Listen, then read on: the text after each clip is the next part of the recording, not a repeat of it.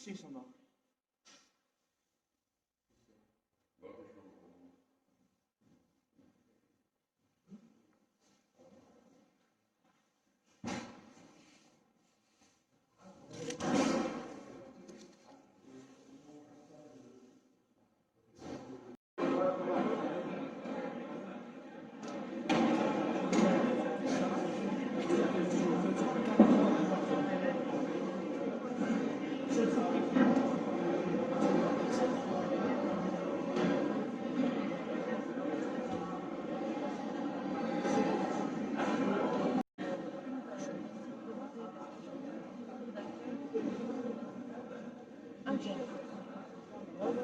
Non mais t'imagines, c'est lui ça le ma fille elle me répète tout le temps de vivre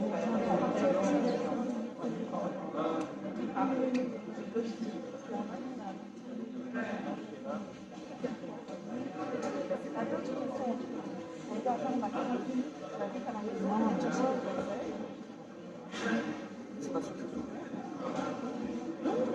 Non, non.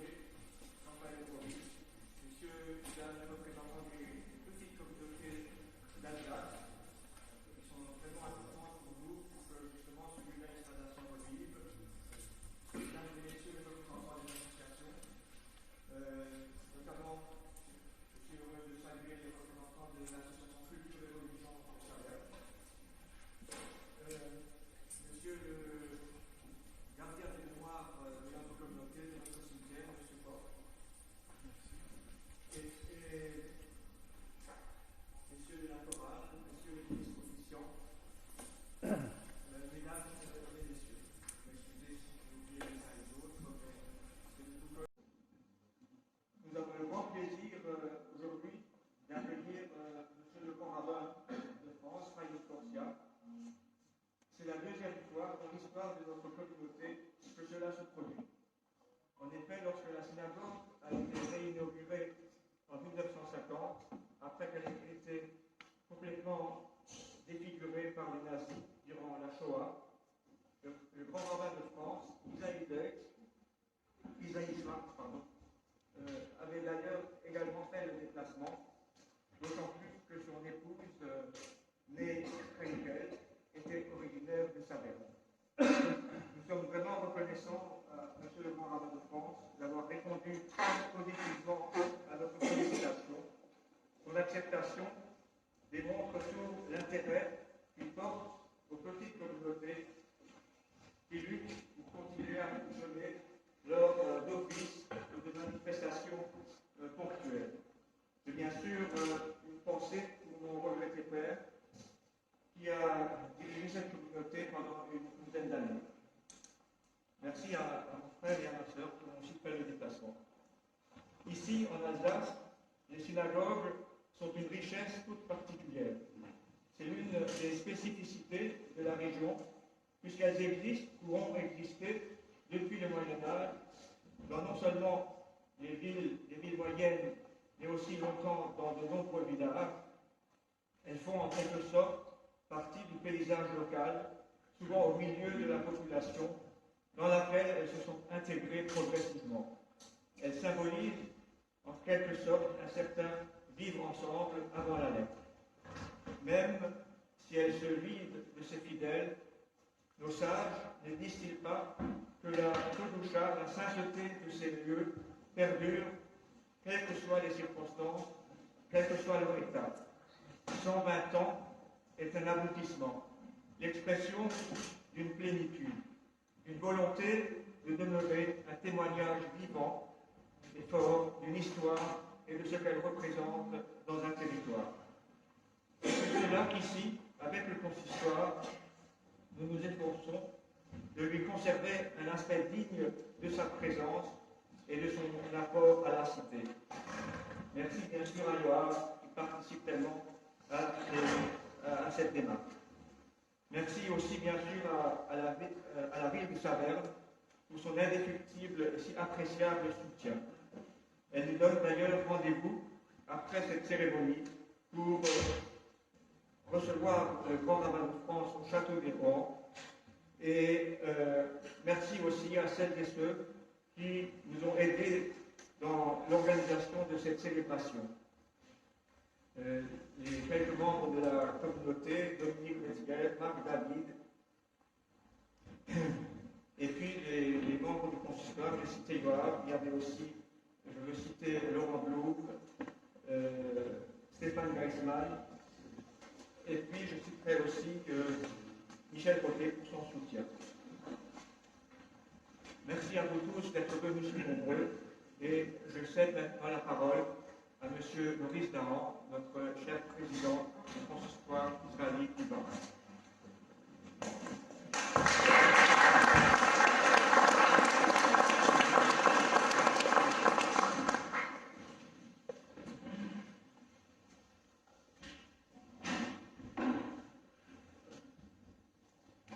Merci Alain. Je m'associe bien évidemment aux salutations de notre président, mais permettez-moi de saluer particulièrement M. le Grand Rabbin de France qui a fait le déplacement, comme nous tous, ce matin, pour un événement qui semble pouvoir être vu comme un événement lointain pour un grand rabbin de France aussi préoccupé par des situations particulières, et se préoccuper et être présent pour fêter les 120 ans de la communauté de Saverne. Je crois que votre présence montre combien cet événement est un événement important. Mes chers amis, vous savez, 120 ans, c'est un chiffre symbolique. 120 ans dans la tradition juive, c'est les années qu'avait vécu Moshe Rabbeinu, Moïse, notre maître. 120 ans, c'est aussi le nombre des années que l'on souhaite à chacun et à chacune d'atteindre lors de leur anniversaire.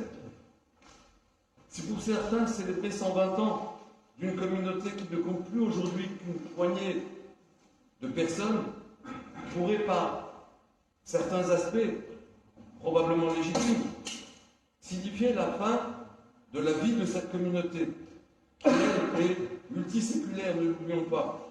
En tout cas, c'est ce que j'ai lu, pour reparler de la fin de vie, c'est ce que j'ai lu sur les réseaux sociaux hier soir, où cet événement était présenté, et les gens disaient à quoi sert fêter 120 ans quand il n'y a plus de communauté, la communauté est morte. Pourquoi fêter 120 ans? Mais je crois que votre présence est la meilleure réponse. Parce que cette communauté qui a perduré depuis, je crois, les années 1750, quand elle s'installe, où on voit son installation ici, avec son âge d'or et sa présence, ce bâtiment qui est magnifiquement entretenu par les Savernois, par Alain Kahn et sa famille. Et je crois que si ce travail est fait avec autant de cœur, c'est que cette communauté, monsieur le maire, a certainement marqué par sa présence la ville de Saverne. Cette ville où, à chaque fois que je passe devant le panneau Saverne, je ne peux avoir passé par là sans avoir une pensée pour Adrien Zeller, de mémoire bénie, qui était un vrai ami de la communauté juive et qui était un de vos prédécesseurs, monsieur le maire. Je crois que le travail que notre ami le président Alain Kahn et sa famille, ses amis, les Savernois qui sont encore ici à Strasbourg, à Saverne, nos amis, ou à Strasbourg d'ailleurs, nos amis, notre ami Michel Roté, qui gère le site internet du judaïsme d'Alsace et de Lorraine de manière aussi pointu, aussi scientifique qu'il le pratique. Je crois que si vous allez sur le site, vous pouvez découvrir des choses absolument extraordinaires sur l'histoire de la communauté juive de Saverne et son apport à la ville de Saverne. Alors, peut-on encore dire que la communauté de Saverne n'existe plus? La communauté de Saverne est morte parce qu'il n'y a plus un office régulier dans cette maison?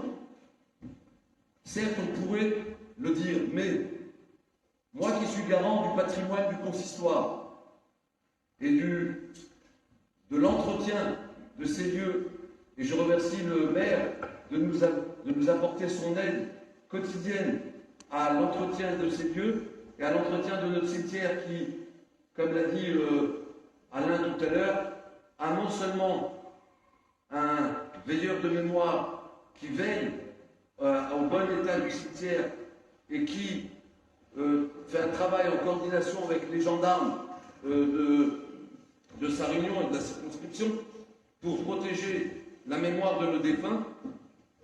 Je crois que les Savernois qui sont là et qui ont leur histoire écrite dans ce lieu-là, tout à l'heure dans la voiture en venant, mon ami Stéphane me faisait remarquer que sa grand-mère maternelle, je crois, était originaire de Saverne, parce que je lui posais la question de savoir ce que ça pouvait représenter pour lui. Et c'est là qu'il m'a dit, tu sais, ma grand-mère était d'ici, et j'ai un grand-oncle qui habite aux États-Unis, qui a 99 ans. J'ai un autre qui habite à Paris, et qui vient chaque année pour pèleriner la tombe de ses parents. Je trouve que cette communauté, y compris par le respect de ses morts, est une communauté vivante. Et je salue ici aussi le travail fait par Alain Salomon, qui s'occupe régulièrement de ce cimetière et qui nous fait des comptes rendus de ce qu'il voit et qui nous montre combien, en étant attaché à la mémoire de nos défunts, on continue de faire vivre cette communauté. Mais on ne la fait pas vivre seulement comme ça. On la fait vivre aussi parce que parmi les dépendances de ce bâtiment, il y a un bâtiment qui est prévu pour être un lieu d'accueil de groupes, de jeunes couples, de familles, de séminaires. Et j'attends avec impatience qu'on m'amène un projet qui permette de réhabiliter cet endroit sur le plan à la fois sécurité et à la fois sur le plan avec un projet sur le plan des activités à mettre en place. Et j'espère que ce projet arrivera très vite sur mon bureau. Et j'espère le mener à bout avec vous, monsieur le maire, et avec vous, les Savernois, qui habitaient encore à Saverne, mais qui n'habitaient plus à Saverne. Parce que je crois qu'il y a des choses à faire, et ça serait dommage de passer à côté. Comme le temps m'est compté, je voudrais juste terminer en disant que si on réfléchit à un projet et qu'on imagine que des jeunes de mouvement de jeunesse, que des séminaires puissent avoir lieu ici, que des familles puissent venir en groupe d'une dizaine, d'une quinzaine, se rendre à Saverne, le bâtiment est à quelques minutes du centre-ville, à quelques minutes du Palais des Romans, à quelques minutes de certaines zones historiques, de certaines zones de culture. Quel apport culturel la ville de Saverne pourra amener à ces gens-là et quel apport ces gens-là pourront continuer d'amener à la ville de Saverne. Je crois que votre présence montre combien l'apport des Juifs à Saverne a été fort et important, riche de leur culture, riche de leurs convictions, qui ont convaincu toutes les personnes qui sont là et qui le montrent par leur présence. Et je crois que si on avait un renouveau à amener et à apporter, ça sera peut-être de faire en sorte que quelque chose se passe de nouveau ici. Et ces 120 ans, cher Alain, que nous fêtons aujourd'hui, ne seront pas 120 ans de la vie passée, parce que le patrimoine, et je crois que Yoav l'exprime très très bien, le patrimoine, c'est quelque chose qui appartient au passé, que nous tenons à inscrire dans le présent, mais pour qu'il reflète quelque chose pour l'avenir. Et je crois que c'est comme ça qu'on peut donner du sens à cette fête d'un patrimoine juif alsacien, parce que c'est une force que nous portons en nous et que nous tenons à apporter et à renforcer chez toi et chez tes amis, pour Saverne, mais également pour toutes les petites communautés du département, pour que ces communautés vivent avec beaucoup de conviction, beaucoup d'énergie, et qu'elles apportent leur énergie à la ville ou au village auquel elles appartiennent. Chers amis, je suis heureux de pouvoir fêter ces 120 ans avec vous et je vous remercie de votre attention et je vous souhaite également Ad Me'ah Ve'eskim jusqu'à encore 120 ans. Nous avons chanté dans un premier temps un verset des psaumes 24, c'est où chez Harim Rachethem, ouvrez vos portes pour les princes. Et de manière allégorique, le Talmud explique que c'est une prière qui a été énoncée par le roi Salomon. Lorsqu'il a bâti le premier temple de Jérusalem, effectivement, il n'arrivait pas à rentrer l'arc saint à l'intérieur du Saint des Saints.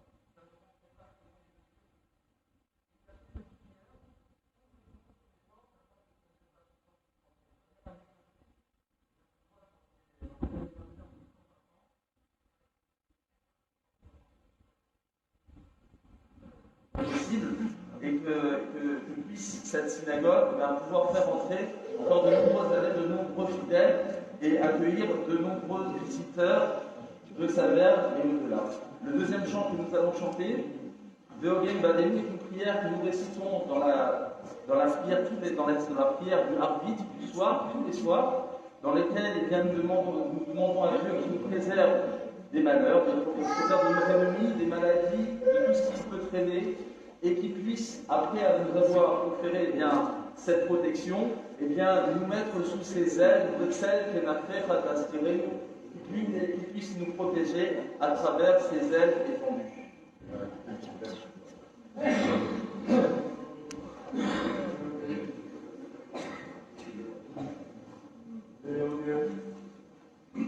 Yeah.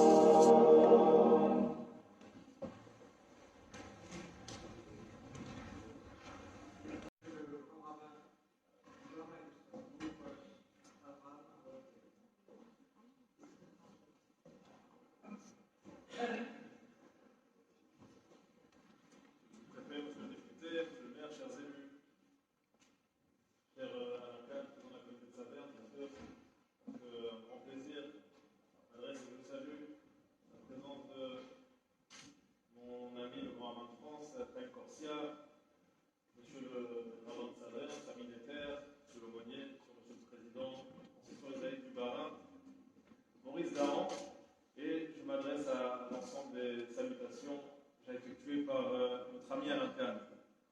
Alors, vous dire le plaisir que j'ai à être parmi vous aujourd'hui. C'est pour ma part la première fois que je peux être à l'intérieur de la synagogue de Saverne. Je la connaissais de l'extérieur, je connais son cimetière. J'ai déjà eu la chance et le bonheur de pouvoir me rendre au Palais des Rois et d'admirer la magnifique vitrine qui a été installée en mémoire donc, de ce passé prestigieux de cette communauté israélite de Saverne, mais je n'avais jamais eu l'occasion de rentrer à l'intérieur de cette synagogue. Une synagogue, effectivement, comme vous l'avez rappelé, cher Alain, qui est chargée d'histoire, d'histoire tourmentée, puisque cette synagogue a été inaugurée de manière tout à fait extraordinaire en 1900, une époque qui représentait véritablement l'apogée de cette communauté, aussi bien au niveau du nombre qu'au niveau de son activité, et qui malheureusement très rapidement a vu le ciel s'assombrir avec la période de la Seconde Guerre mondiale, une synagogue défigurée, mais qui n'a pas été un coup d'arrêt, bien heureusement pour la communauté, puisque dès le retour des Juifs, en tout cas ceux qui avaient eu la chance de pouvoir survivre à la Shoah, on imagine une époque extrêmement pénible, difficile, puisque cette belle communauté de Saverne a malheureusement perdu un certain nombre de ses enfants pendant la Seconde Guerre mondiale. Bien sûr, je pense aussi à ceux qui ont connu l'enfer concentrationnel et qui ont eu la chance d'en revenir. Et je pense, cher Alain, à votre papa, de porter dignement le témoignage jusqu'à aujourd'hui. Je pense aussi au moment où je m'adresse à vous, ça me vient maintenant à l'esprit, à Simone Pollack aussi, originaire de Saverne, qui est l'une des dernières rescapées encore vivantes de cette histoire. Et puis ce courage, cette abnégation incroyable pour reconstruire une communauté, cela passait également par la reconstruction de cette synagogue qui avait été, donc, je l'ai dit, défigurée, qu'on a essayé de reconstruire à l'identique, même si elle n'est pas aussi prestigieuse peut-être par son aspect extérieur que la synagogue d'origine. En tout cas, elle y ressemble et elle est la volonté eh bien, de ne pas se laisser abattre par ce que les nazis, en tout cas, avaient voulu faire de cette communauté, mais de montrer sa détermination à pouvoir continuer à exister. Le temps a peut-être malheureusement poussé, partie des Juifs de Saverne, il y a des circonstances aussi, à la fois économiques et autres, bien sûr, poussé à cet exode rural et à faire que cette communauté a continué à se vider de sa population juive. La plupart donc, des Juifs ayant gagné les grandes villes, et notamment la ville de Strasbourg. Mais je crois, et c'est vraiment le message que je voulais faire passer aujourd'hui, je crois que cet anniversaire des 120 ans de la ville de Saverne, Maurice a dit d'une certaine manière, ne doit pas être vécu uniquement comme un moment nostalgique. Où on a le regard tourné vers le passé, vers ces grands moments qu'a connu cette communauté de Saverne. Je crois qu'au contraire, on doit être capable, au travers de cet anniversaire des 120 ans de cette communauté, d'apprécier la chance qu'a eu cette communauté juive de pouvoir s'implanter dans ces différents villages, de pouvoir être un modèle au niveau, comme vous le disiez Alain, du vivre ensemble.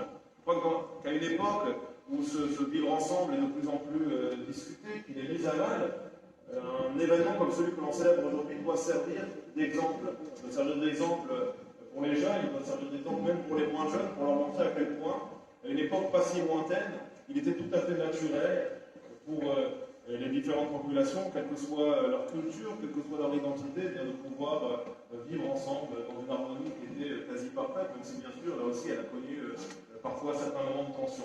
Je crois que c'est vraiment important de le rappeler et de s'inspirer de cet événement. Ce que je voulais peut-être partager avec vous, c'est un texte que nous lirons, non pas la semaine prochaine, mais la semaine d'après, dans la Sidra de Vaishla, dans l'ensemble des synagogues du monde, et qui rappelle un combat un petit peu spécial, une lutte un petit peu spéciale pour Jacob, qui a, comme nous l'avons lu dans la Sidra de cette semaine, hier, dû précipitamment quitter le domicile familial pour échapper à la vindicte de son frère, va être amené à rencontrer ce dernier et à mener donc, un combat qu'on a un petit peu du mal à déterminer lorsqu'on lit le texte avec l'ange tutélaire d'Ésaü. Ce combat va durer toute la nuit, et c'est au petit matin, à l'aube, que finalement Jacob va réussir à prendre le dessus sur l'ange tutélaire de son frère, mais un combat qui aurait été bien plus qu'un combat physique. Il y a une dimension dans ce combat qui est une dimension bien plus profonde, qui fait appel à quelque chose qui est de l'ordre d'un combat spirituel, qui est de l'ordre de la capacité qu'a eu Jacob à ce moment-là à faire en sorte que ce qu'il représentait au niveau de ses idées, au niveau de sa capacité finalement à enrichir les autres, bien ne soit pas effacé par son frère. C'est très intéressant de voir que cette victoire, elle intervient à l'aube, elle intervient au moment où la lumière commence à apparaître. Comme si en quelque sorte, ce qui va occasionner cette victoire, c'est le moment où Ésaü va être aveuglé par cette lumière. Il va être aveuglé par la capacité qu'a Jacob, non pas à user de la force physique, mais tout simplement de son histoire, de ce qu'il peut représenter dans sa capacité à enrichir l'autre, eh bien, à venir lui imposer une certaine sorte de vérité absolue devant laquelle Ésaü ne peut rien. C'est intéressant parce que dans le texte, c'est un texte extrêmement court qui nous parle de ce combat entre Jacob et l'ange tutélaire d'Ésaü, eh bien c'est précisément au moment où Ésaü se rend compte qu'il ne peut rien contre son frère, qu'il va décider de lui porter ce coup fatal à la hanche. C'est précisément à ce moment-là qu'on nous dit que Jacob a pu se targuer en quelque sorte de la victoire. On se demande toujours comment est-ce alors qu'Ésaü semble porter justement le coup fatal à son frère, qu'il semble le toucher physiquement. Comment est-ce que le texte peut déclarer Jacob vainqueur? Eh bien parce que lorsqu'on est à court d'arguments, lorsqu'on n'est plus capable face à l'autre qui est capable, lui, au contraire, de présenter des idées, de présenter une certaine richesse au niveau de comme je le disais, sa capacité à enrichir l'autre par son histoire, eh bien qu'on est à court d'arguments, c'est là où on emploie la force physique. Donc c'est justement par cet emploi de la force physique qu'Ésaü vient en quelque sorte signer sa propre défaite. Je crois que célébrer aujourd'hui, comme nous le faisons, et en grande compte, c'est très bien de le faire, et je veux faire un témoignage à la fois vraiment de sympathie, mais surtout d'admiration, de reconnaissance à Alain Kahn, à sa famille, à son beau-frère dont nous avons parlé, Michel Rotet, notamment au niveau du travail remarquable qu'ils font avec ce site du judaïsme alsacien, dont je me sers presque tous les jours, ou toutes les semaines, je veux dire aujourd'hui publiquement, lorsque je dois parfois prendre la parole dans certains cimetières, dans certaines communautés dont je connais peu l'histoire. C'est une mine d'or, ce site, une mine d'informations qui nous permet de nous rappeler ce qu'ont été toutes ces communautés rurales, la manière dont elles se sont fondues dans le paysage, dont elles se sont intégrées. Et vraiment, je vous remercie de continuer à faire vivre ce site, et bien sûr particulièrement Alain, au sein de cette communauté de Saverne à laquelle vous êtes tellement attachés. Et donc se dire qu'aujourd'hui, bien plus qu'un regard nostalgique sur le passé, c'est un moyen pour nous de nous enrichir de cette histoire, de l'ériger en exemple. Et comme le disait Maurice, ce n'est pas les 120 ans aujourd'hui qui sont un aboutissement que nous célébrons, qui sont en théorie chez nous la fin d'une vie, comme Moïse lui-même l'a dit à la fin de sa vie, dans la paracha de Vaïler. Je suis aujourd'hui âgé de 120 ans et je sens que mes forces m'abandonnent. Bien non, c'est 120 ans qui doivent nous permettre de nous projeter véritablement vers l'avenir, et ne pas oublier, je terminerai peut-être avec cela, que lorsque Moïse lui-même dit « Je suis âgé aujourd'hui de 120 ans, je sens que mes forces me quittent, m'abandonnent », et bien malgré tout, Vaïler Moshe, le titre de la synagogue dit que Moshe continuait même à 120 ans et continuait à marcher. Il était toujours en mouvement. Il avait compris que bien jusqu'au dernier moment, quand on en a encore la force et la possibilité, il faut être capable d'agir. Alain, c'est ce que vous faites au quotidien. Et vraiment, au nom de l'ensemble du consistoire, au nom de l'ensemble de la communauté, je vous remercie pour cela. Et je remercie la ville de Saverne, je remercie bien sûr particulièrement le maire de nous accueillir, de nous donner la possibilité de nous rendre tout à l'heure au château d'Hébron, et surtout de continuer à porter haut et fort l'histoire de cette communauté juive de Saverne, à qui je souhaite un merveilleux anniversaire, Mazal Tov et un nouvel Saverne.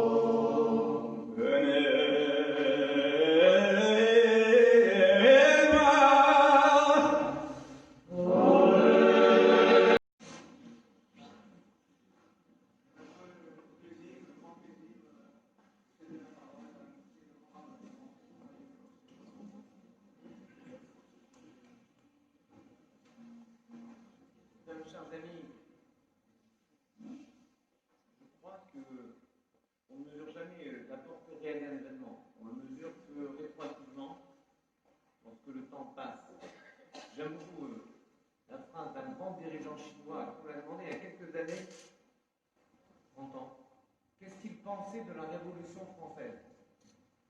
Il a répondu, il a encore un peu de temps pour juger. Il a un peu tôt.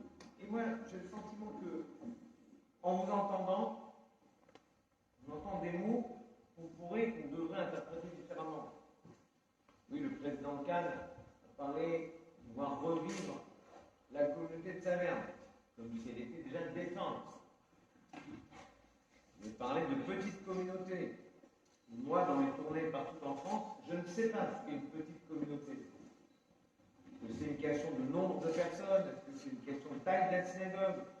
De quoi? Il y a des communautés, il y a un maillage incroyable dans tout le territoire, et en Alsace particulièrement. Donc parler de petites communautés, parler de fin, parler de 120 ans, 120 ans c'est un anniversaire. Alors bien sûr, pour les hommes et les femmes, c'est un cap. C'est certain, assez évident, à moins de s'appeler calmant, on n'envisage pas de le dépasser. Mais les bâtiments, les murs, il y aurait une forme d'orgueil incroyable à penser que, n'étant plus là, les murs n'auraient plus leur vocation. Les murs ont comme vocation à être l'écrin de quelque chose. Et venir ici pour célébrer les 120 ans de la construction de cette synagogue, nous pourrions aussi célébrer le temps de la reconstruction en 1950, des temps plus anciens. C'est aussi faire œuvre de mémoire envers tout ce judaïsme qui a irrigué et qui continue à irriguer la cité.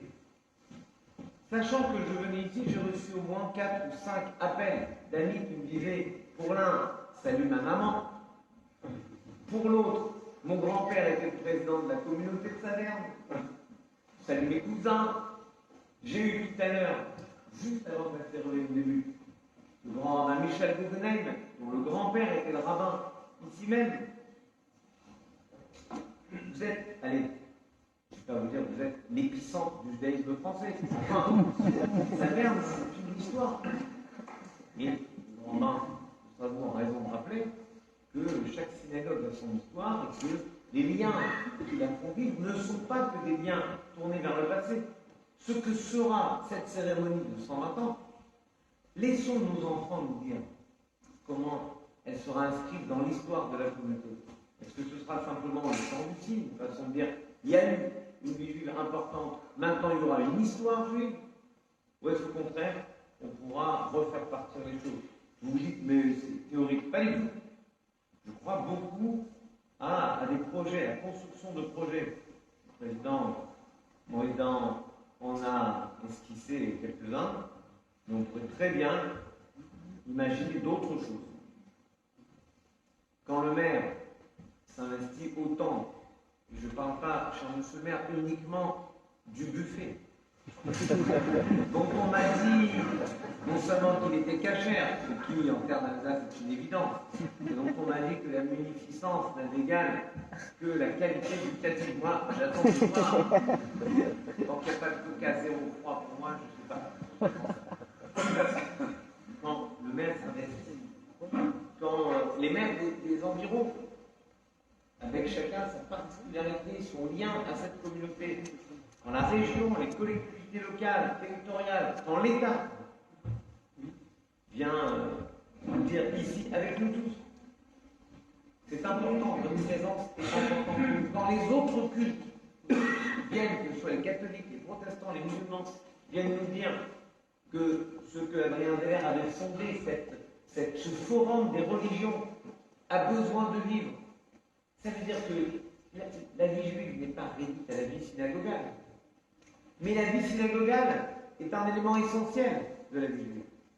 Alors j'ai vu avec le président Kahn venir célébrer avec l'équipe de Strasbourg, Hanouka, Purim, des moments festifs où on peut venir. Alors évidemment, le Shabbat est plus compliqué. Mais moi, je propose des choses. J'ai le sentiment, par exemple, que ce que fait la Chazak à Paris. La Chazak, c'est un groupe de jeunes qui viennent et qui animent des communautés, des Shabbats dans les communautés un peu partout en France. Vous me dites comment faire. Moulin. Bon, à Moulin. Et Vichy, pas loin, on parlait de Moulin avec Saint-Général. Vichy n'est pas très éloigné. Et ce groupe de jeunes Tiens, j'ai passé un Shabbat avec lui il y a quelques temps, à Troyes, dans La Rochelle, à Arcachon. Pourquoi pas ça? J'adorerais venir. Un de mes objectifs, malgré tous les téléphones portables qui me filment, je vais vous dire, un de mes objectifs, c'est de créer les possibilités pour nos jeunes de se rencontrer. Où se rencontrer? Se rencontrer, parlons clairement, fonder famille. Ce qui est aussi une façon d'envisager le futur. C'est pas compliqué. Se retrouver ici avec toutes les capacités touristiques qu'il y a tant de choses à visiter. Il y a aussi la façon de se rencontrer autour d'une histoire. Donc, l'idée n'est pas de dire c'est formidable ce qu'il y avait avant, sans imaginer que ce qui peut advenir doit être encore plus beau parce qu'il a la responsabilité de porter, d'être porté, d'assumer tout ce passé. Hier, dans le texte de la Bible que nous avons lu au chapitre 26 de la Genèse, je dis parce que comme il y a un représentant des protestants, c'est toujours eux qui vont vérifier les textes. Le père, je le prenais pas mal au père, c'est vrai. Moi je dis quand le Talmud dit, on va pas trop chercher où. Attends, j'ai intérêt à donner le chapitre. Donc voilà, chapitre 26 de la Genèse. Isaac arrive quelque part et il y avait des puits que son père Abraham avait creusés et qui avaient été touchés par les Philistins. Un peu à l'image des puits de cavernes creusés par les Romains et qu'en 1543, si vous avez mémoire, la ville avait remis en état. Il voit les puits, il les recreuse. Et les Philistins rebouchent.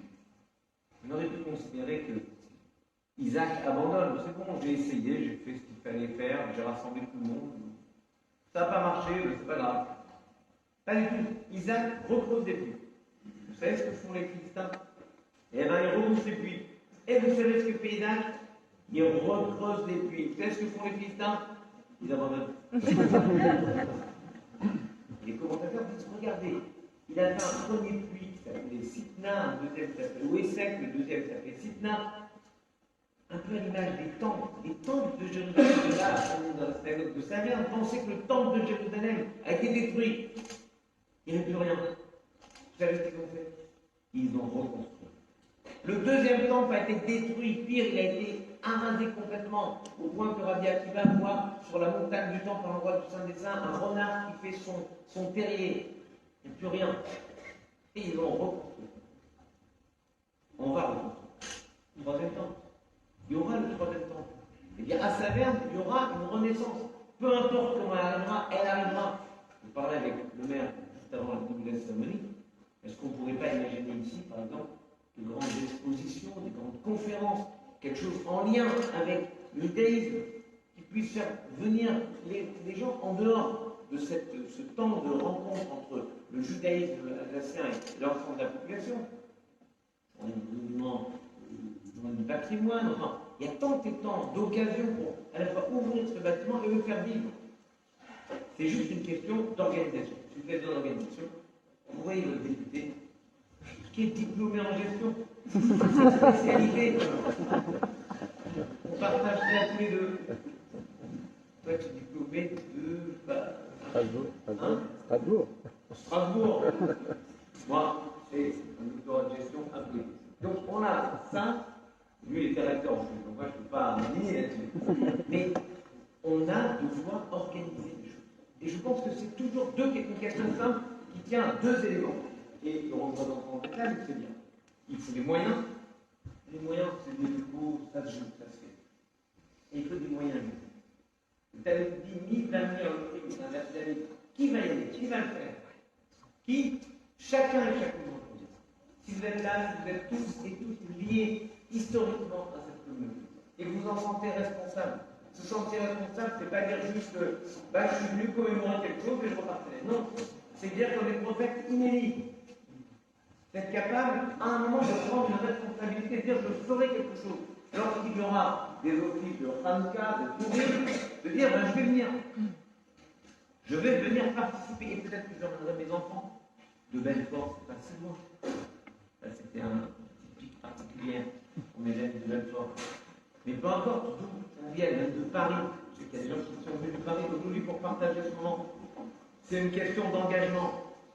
J'ai le sentiment que Oui, cette synagogue a été détruite, elle a même subi un incendie, pas celle-ci, elle avait subi un second incendie, elle a été construite, détruite, réinaugurée, et aujourd'hui on dit il y a encore de quoi construire, de quoi espérer, de quoi rêver. Je pense que cette relation au futur est essentielle dans notre vie. Le judaïsme ne s'est jamais considéré comme prisonnier du présent.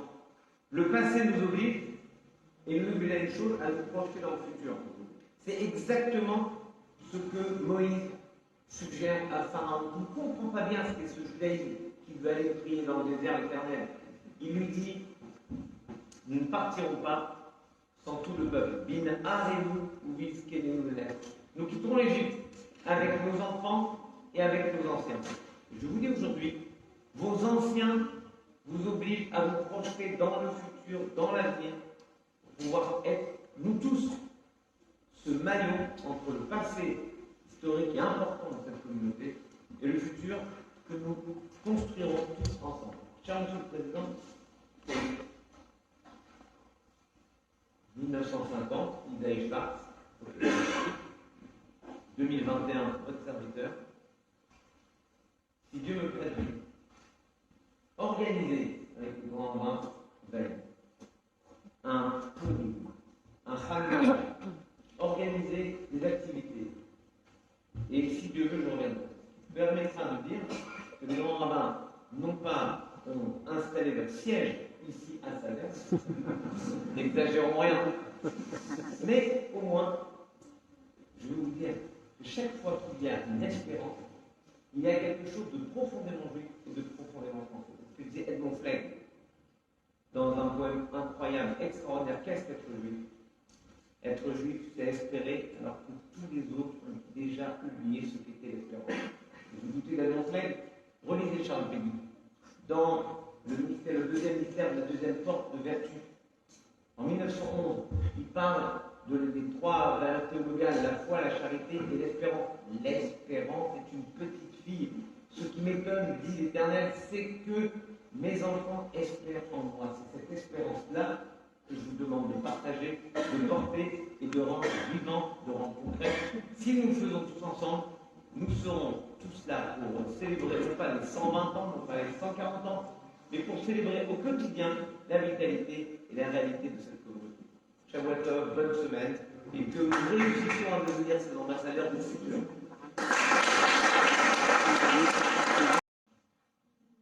Dieu éternel, créateur et maître de l'univers, la force et la puissance t'appartiennent. Par toi seul, tout s'élève et tout s'affermit. Bénis et protège la République française et le peuple français. Amen. Éclaire ceux qui président aux destinées de l'État, afin qu'ils fassent régner dans notre pays la paix et la justice.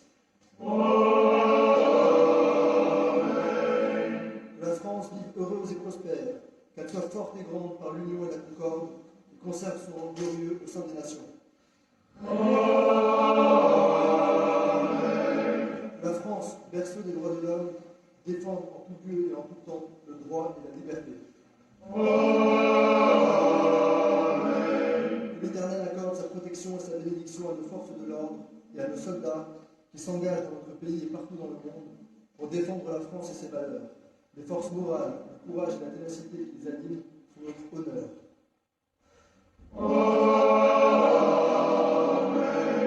Accueille favorablement nos vœux, que les paroles de nos lèvres et les sentiments de notre cœur trouvent grâce devant toi, ô Éternel, notre Créateur et notre Libérateur. Le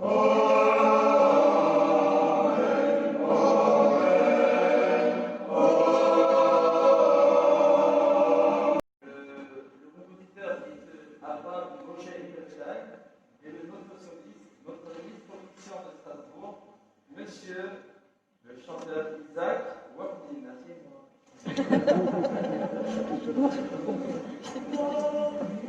Sono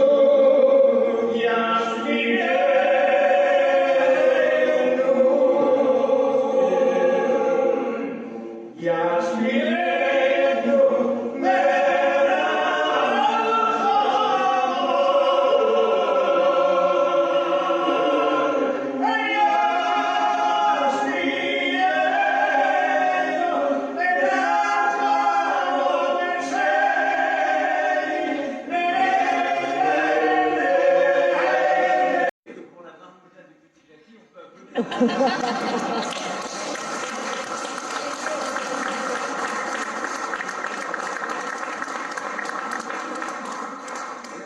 mes petites propositions, il faut rajouter des concerts. On va faire des concerts, la sécurité est formidable, c'est formidable. Vous pouvez imaginer des concerts pour tout le monde. Voilà, une autre idée, voilà, vous allez toucher une merde. C'est bon, c'est pas. Vous avez le programme.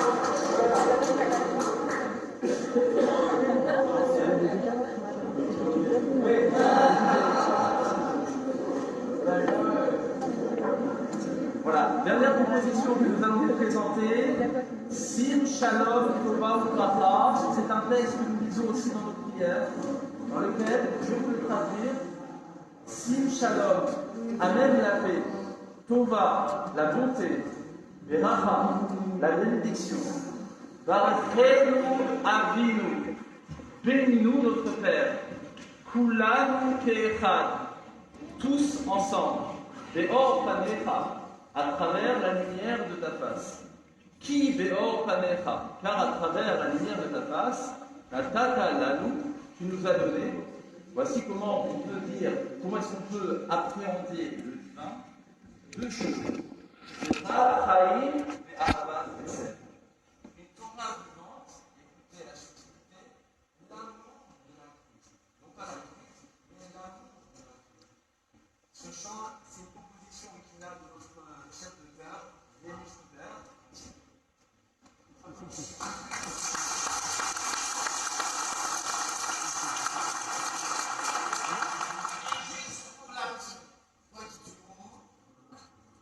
Monsieur Denis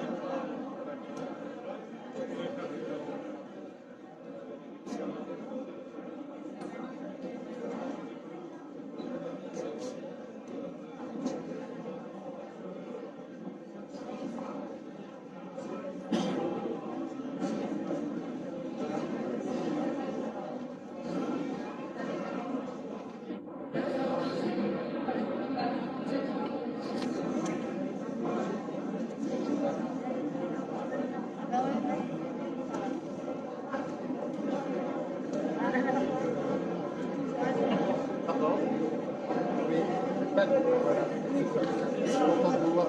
C'est logique. Bonjour madame. Oui. Il a parlé dans le discours tout à l'heure. Moi j'ai parlé de médias. Ça doit être Pardon. Je ne vous ai pas reconnu. Annette Keller. Ça va bien? Ça va, merci beaucoup. Merci. C'est vous qui avez fait le film. Pardon? C'est vous qui avez signalé. Oui, oui, oui. oui, oui. Là, Oui. on a parlé ça dans la cinématique. Vous avez agité à ce moment-là. Voilà. Monsieur le Grand Rabbin, je suis vraiment, encore une fois, au nom de toutes les Savernoises et tous les Savernois, très fier et très heureux de pouvoir vous accueillir ici, à Saverne, et plus particulièrement dans ce château des Princes-Évêques de Strasbourg, que l'histoire nous a laissé. C'est une grande chance pour nous. Bonjour à toutes et à tous. Je salue en particulier Monsieur le député, Monsieur le sous-préfet. J'ai pardon pour de l'avoir fait dans l'autre ordre protocolaire, mais le cœur y est, vous le savez bien. Je suis très heureux d'accueillir aussi Madame la conseillère régionale, chère Huguette, Monsieur le conseiller départemental, le conseiller d'Alsace, cher Jean-Claude. Je salue mes collègues élus, adjointes et adjoints du conseil municipal, conseillers et conseillères municipales également. Monsieur le Grand Rabbin de Strasbourg, je suis très honoré que vous soyez à nouveau parmi nous, et je n'oublierai jamais que une des premières sorties hors de Strasbourg après votre installation avait été pour Saverne. Merci d'être avec nous également. Je salue Monsieur le Rabbin Netter aussi, que nous avons régulièrement la chance d'accueillir et de côtoyer à Saverne. Je voudrais saluer également les représentants des cultes qui nous font l'amitié d'être présents, les représentants du monde associatif également, et sans oublier bien entendu les représentants de la communauté israélite de Saverne, au premier rang desquels notre ami Alain Kahn. Cher Alain, merci d'avoir permis cette journée, merci pour votre engagement tout au long de l'année au service de la communauté, et aujourd'hui en particulier pour la réussite de cette journée. Toutes les Savernoises et les Savernois vous sont reconnaissants également. Effectivement, Monsieur le Grand Rabbin, nous avons la chance d'avoir dans cette synagogue un lieu qu'il faut vivre, et compter sur nous, effectivement, pour réfléchir tous ensemble à la manière avec laquelle elle pourra vivre. Puisque nous arrivons en effet ensemble d'un lieu sacré où nous avons fêté les 120 ans de l'inauguration de la synagogue de Saverne, et nous nous retrouvons maintenant pour partager un moment fraternel dans ce château. Votre présence parmi nous, Monsieur le Grand Rabbin de France, nous honore et renforce la symbolique de cet événement. Nous venons d'assister ensemble à une commémoration patrimoniale. La synagogue, qui est un lieu de culte, est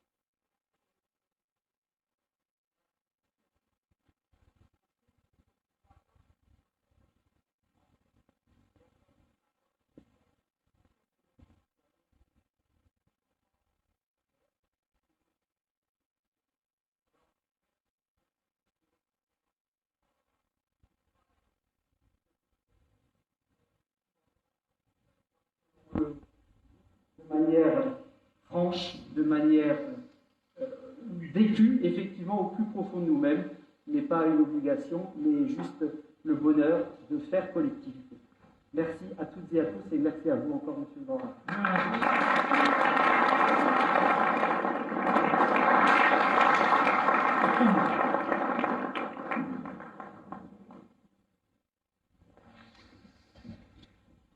Merci beaucoup pour ces mots touchants qui viennent du cœur, et puis il s'adosse à cette visite qu'on vient de faire, non pas simplement à la cérémonie, mais à la visite, où je trouve assez extraordinaire que lorsque la ville présente ce qu'elle est, elle intègre évidemment la part du déni. Je me suis toujours posé la question dans l'arche de Noé. On dit que dans l'arche de Noé, il y avait ce qu'on appelle en hébreu Sohar. Certains disent que c'était un diamant qui éclairait, ok. D'autres disent que c'était une fenêtre. Moi, je suis aviateur. Enfin, le peu que j'en sache de la marine, c'est que l'arche de Noé, en gros, c'est un énorme sous-marin. Il n'y a jamais de fenêtre dans les sous-marins. Enfin, un peu d'expérience. Donc, pourquoi avoir mis une fenêtre dans l'arche de Noé? On pourrait imaginer que ce soit pour éclairer l'intérieur de l'arche, que la lumière vienne de l'extérieur et éclaire l'intérieur. Moi, j'ai la conviction que si les rabbins ont expliqué qu'il y avait une fenêtre dans l'arche, c'est parce qu'il fallait que la lumière qu'il y avait à l'intérieur de l'arche puisse, malgré l'obscurité du monde, diffuser un peu, éclairer un peu le monde. Et les vitrines que vous avez fait découvrir avec votre conservatrice, ici, sont justement cette forme de lumière. Voilà, dans le passé, il y avait une communauté juive qui bâtissait, qui laissait des traces, qui faisait, comme le dit la Bible, aide à Galater. Témoin sera cette pierre. Et témoin sont ces pierres, témoins sont ces objets rituels qu'on présente à l'ensemble des visiteurs pour leur dire nous sommes ce que nous sommes, ça s'avère, mais nous avons une part éminemment juive. Alors, c'était des moments très émouvants, et c'était émouvant, et puis il y avait aussi des moments de grande joie, enfin, au-delà de la bar mitzvah de Tijaki. Voilà. Est-ce que vous savez, cher monsieur le maire, que c'est demain les 40 ans de mariage du bon président Alain Kahn? Est-ce que vous le saviez ça? Mais alors, il est là.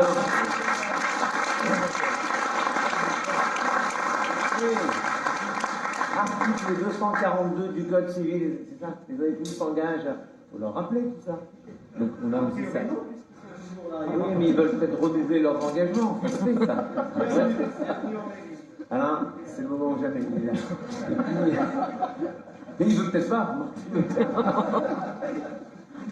Mais moi j'aime que la joie entraîne la joie. Alors permettez-moi de conclure avec une phrase qui, je sais que c'est un moment un peu compliqué, il y a plein d'élections de partout, mais une phrase d'un ancien président de la République, je ne vous dis pas lequel, il est mort maintenant, paix à son âme, je ne vous dis pas lequel, mais chaque fois qu'on lui disait « portez-vous bien », le président, il répondait « sinon, faites-vous porter par les autres ».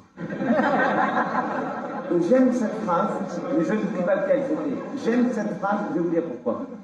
Parce que, cher M. Mercant, tout à l'heure, j'entendais la chorale formidablement chanter, qui est la chorale de Strasbourg. Voilà, Saverne pense qu'elle n'a pas les forces pour. Mais Moïse lui-même, même à 120 ans, comme aurait dit Maurice tout à l'heure, quand il était épuisé, Moïse, il avait son frère Aaron et son beau-frère Hur qui venaient lui porter les mains. Donc quand on est faible, le drame n'est pas d'être faible, c'est qu'il n'y a personne autour de nous pour nous aider. Et moi, je veux vous le redire ici, dans un lieu différent de la synagogue, vous n'êtes pas seul. Le cœur qui vient justement, là c'est Dorbia et Chebané Dorbia, c'est le tube pour la suite, il prépare pour le cocktail, je veux dire, regardez, le cœur est de Strasbourg, les fidèles sont de Strasbourg, le président de Strasbourg, le grand rabbin de Strasbourg, il y a eu tant et tant de personnes, vous n'êtes pas seul, et c'est l'idée, on vous aidera à porter cette histoire. Merci beaucoup, monsieur le maire. Merci à vous.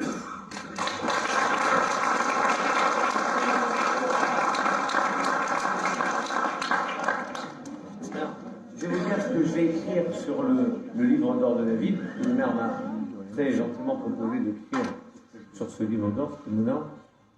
Je vais écrire une phrase de Rabbi Nachman de Braslav qui dit « Le monde entier est un pont étroit et le principal, c'est de ne pas avoir peur du tout. » Voilà. Ouais.